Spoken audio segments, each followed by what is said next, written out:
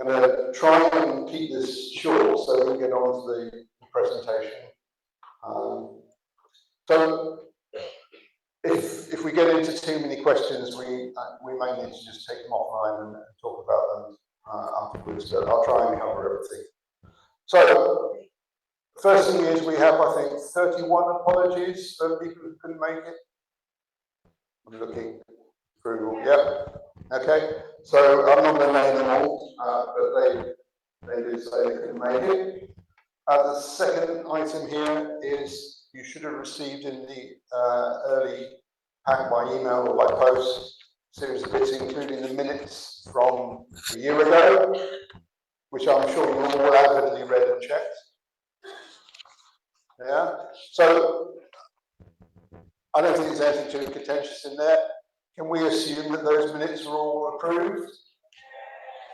Anybody against? No abstentions. Fantastic. So that's 1.5 done already. Okay, matters of writing. I didn't have any matters of writing notified to me from last year's minutes. I don't know if there are any. No? So we're getting there. We're doing really well. Trustees' report was also included. I have to put my glasses on now. This is. There was a trustees' report, and amongst other things in there, we highlighted some stuff, and there was also sort of a list of what we've done. We've got well over 1,000 members. The first time we've managed to do it through the whole year. We've also done a lot of the trips to Abbotsbury, food at Dartmouth. Christmas lunch was a very successful trip. The X-Cruise is always popular, so we're going to have to do that one again. Fireworks trip as well, and the Bristol trip most recently. They've all been very popular, and I believe the upcoming trips are also pretty much fully booked.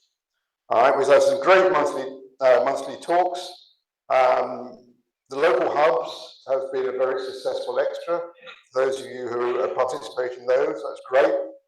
Okay, and we're doing all this with a small committee, as you see, there's just half a dozen of us now, and a lot of volunteers that help us out. So we've got everybody from the people you see, the meeters and greeters, and all the way through to the people behind the scenes who all help out.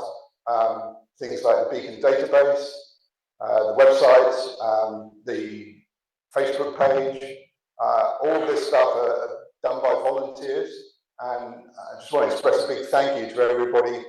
I can't name everybody, and I hope in the trustees report we did name check as many as we could. So I hope I get everybody in, and thank you to everybody for helping us keep this u3a running. So as trustees report, the accounts was also there was a summary of the accounts. We don't anticipate any changes. We think it's an up-to-date set of accounts. It now has to go to the independent examiner just to be verified, and then once that's done, we post it on to the Charities Commission, and they take it as the finals. So I don't know if you've all looked at that financial summary. Olwyn, did you want to say something about it at this stage?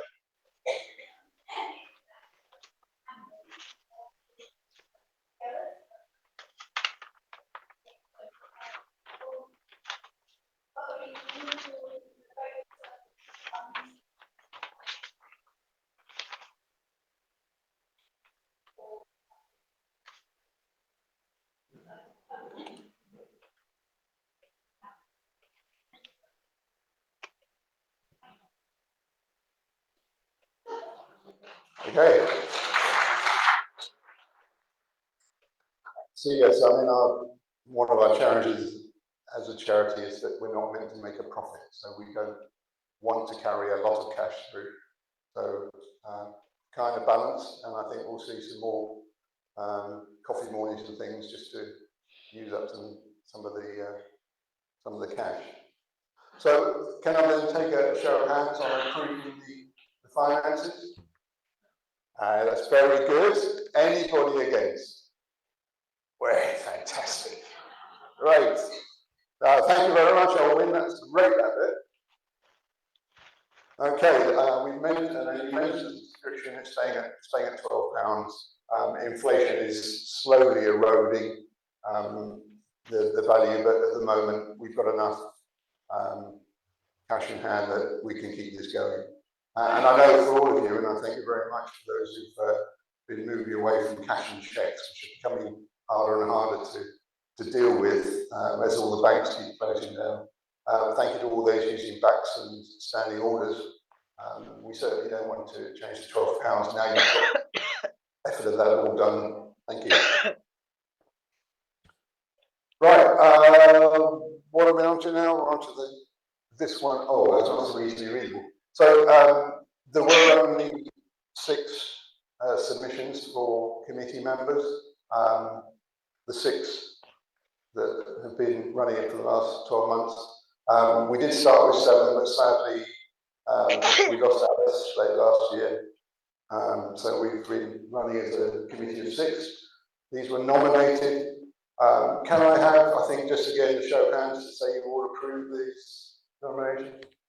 Well, can I vote for myself? I'm voting for the other 5. All right, anybody against? Oh, you're a wonderful crowd. You can come back again. Okay, so that bit's achieved.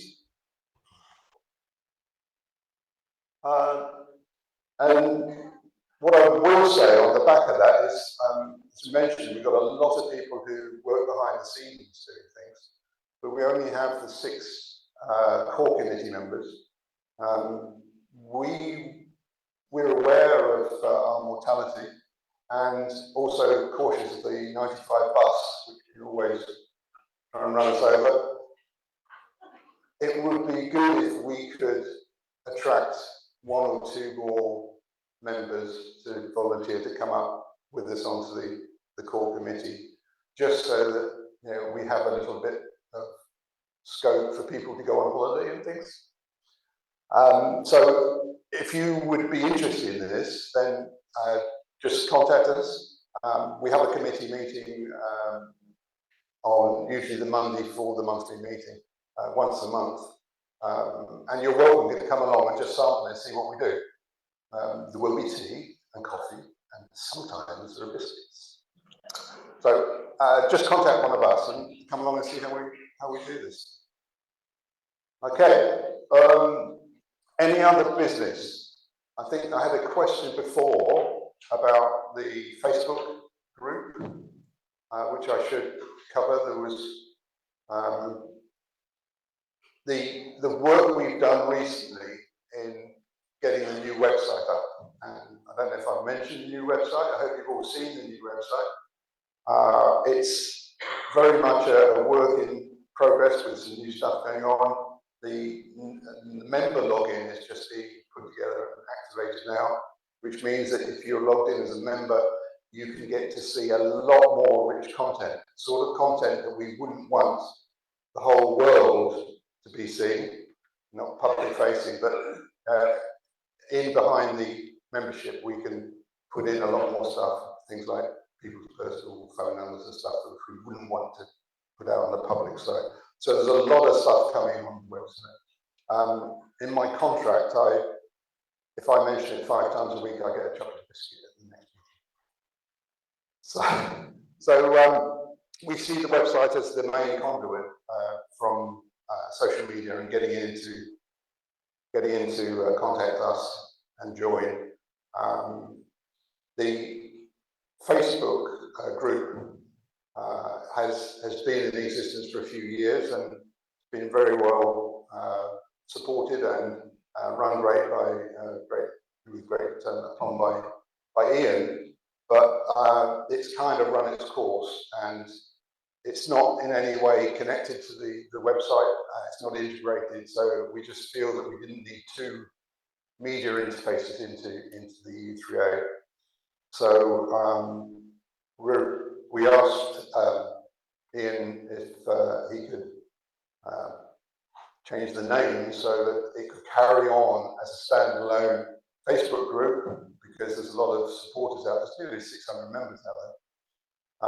But unfortunately, he's decided that he's going to close it down. So I do suggest, I actually like it, and I like some of the photography out there, it's fantastic.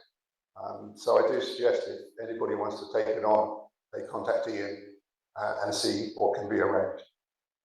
So that was all I had. Is there any other things we need to discuss? And a question at the back.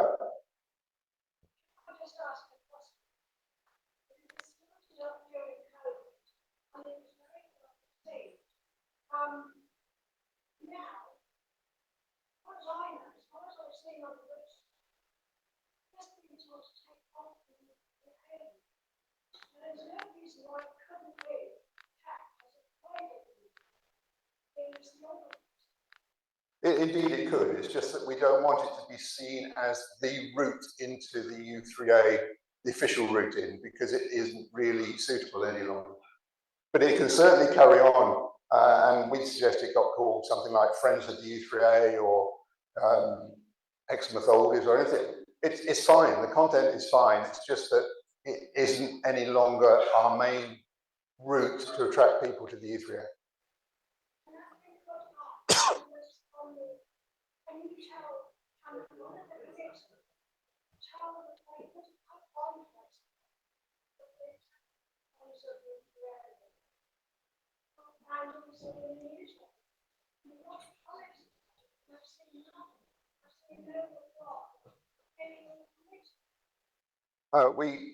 I mean, we offered this to Ian.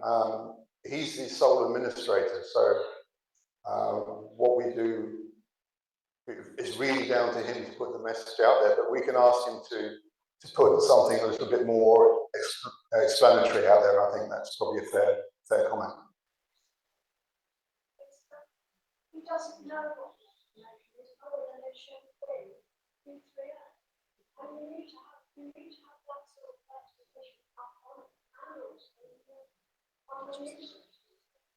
yeah, no, we can certainly put in a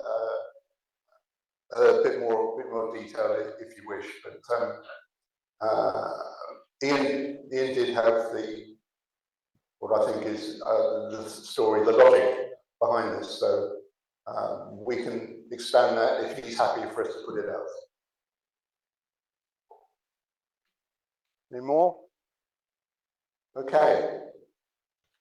So we've done the social. I think it's over now to Jane to introduce our speaker for today.